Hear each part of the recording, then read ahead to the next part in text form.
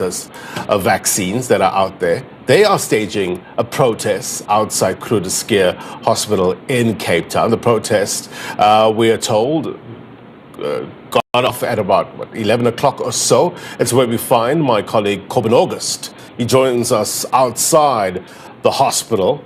Talk to us. Look, we've heard from some young people who are enthusiastic about this vaccine, want to get it, want to get better, want to get to a better place here in South Africa. What's the situation, though, where you are?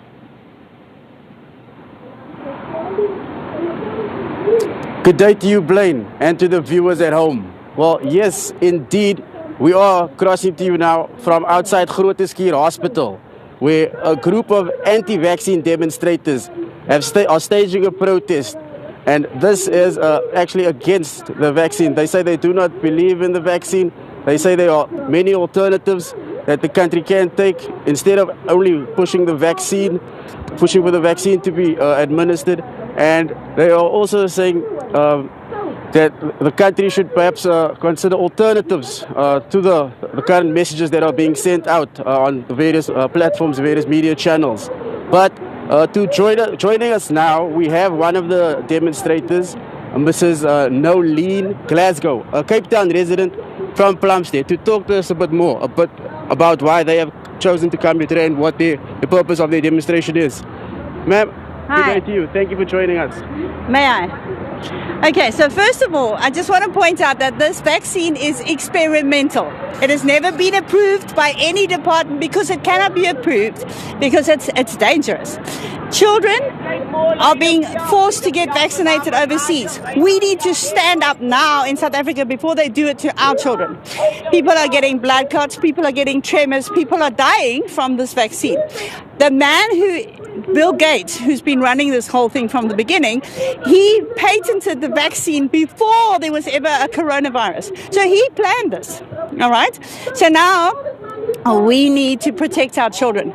More children die from flu than the supposed COVID virus, okay? So why are we masking our children? Do you know how damaging that is for a child psychologically and physically to have a mask on all day? Okay, we're breathing in our own carbon dioxide. We are harming our children. For what?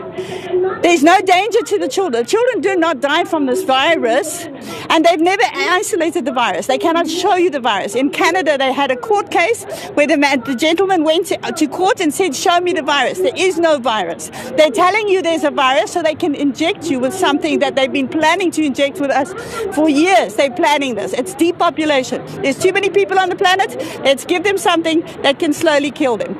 It makes you sterile. Countless women have lost their children, have had miscarriages through the vaccine. People that have been vaccinated are now standing up and saying, nobody else should get it. I'm so sorry, I took it. Doctors worldwide are standing up and saying something is wrong here. People are coming into our consultancies with all kinds of weird side effects. We don't know how to treat it. There's no protocol to treat this because it's in their genes now. It's mRNA. It's now making spike proteins in their body. They don't know how to fight it. When they stand up and say something, they're silenced. Why are we silencing the doctors that are coming forward to come against this thing? Why are we silencing people? Why is the media taking down any post? Facebook, if you place anything against coronavirus, anything against vaccinations, they take you down. Why? What are they hiding? Why are we doing this to our children? We need to stand up as South Africans. God gave me an immune system. My immune system can fight anything. If you die from the flu, they tell you it's coronavirus. You die from a heart attack, they'll tell you it's coronavirus. The PCR tests themselves have been proved to be fraudulent. You can test a watermelon, it'll come back positive for COVID. Okay, ma'am, when you talk about these cases and you say the tests have been proved to be flawed, and you're saying women have been losing their children because they've been taking vaccines and doctors. All documented. Do you have proof? Just tell us where can we find this You proof? can go to any SARS website, not SARS, the vaccine adverse, VAER, the adverse effects. There's data everywhere. If you want to, if you're wide awake enough to go and look, there's cases. They have to say 12,000 have died. In America, it's already 12,000 have died from this vaccine. That's just the reported cases. There's way more. Millions have come forward with side effects. Millions. Why are we still forcing this on people? Now, forcing them yet, but overseas they are. So it's coming to us, and we need to stand up as South Africans. Like the president of Tanzania said, no, I'm not going to do that to my people. They killed him. The president of Haiti said, I'm not going to do it to my country. They killed him. So we need to stand up as South Africans. We need Mocheng.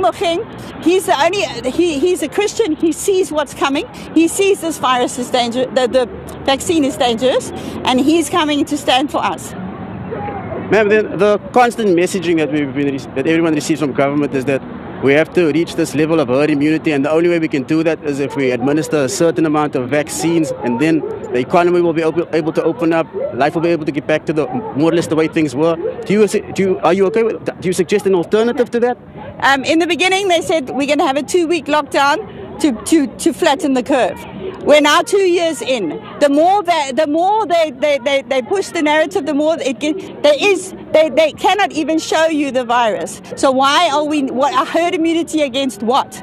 The people that are dying in hospitals are dying from all other kinds of diseases. Suddenly nobody died from the flu this year, but they died from COVID. They're labeling everything as COVID in order to give us these shots. The danger is the vaccine itself. The vaccine is what's killing people and making people sick. So people are now suddenly, the kids were never getting coronavirus. Now that all the teachers have been vaccinated, now the children are getting sick because the teachers are getting sick. It's the vaccine that's the danger. So we need to stand up. If you want to be healthy, you keep your immune system healthy. You eat properly, and you can take vitamins. There's vitamin supplements. People then, when they get ill, they can take vitamins. You're putting something in your body that you don't know what it is. There's not one of these vaccines has a list of ingredients. You don't even know what's going in there. However, they do tell you that it's a gene therapy. They are telling you that it's going to mutate and it's going to create spike proteins. The doctor that made the mRNA, the doctor that invented them, stood up and said, please don't take this. We've made a mistake. We thought that it would stay in the arm. It's not. It's mutating, and it's spreading to every organ of your body. Your brain starts to take it. Your heart it's causing blood clots. They know it's causing blood clots, but they're still forcing children now overseas to take it. We need to stand up as South Africans and say, not in our country. And then another big concern that's always being raised is the concern for the healthcare workers, and saying that there's a big problem and it puts a lot of pressure, a lot of strain on the healthcare workers, and also the vaccine will help ease that pressure. Anything you want to say on that?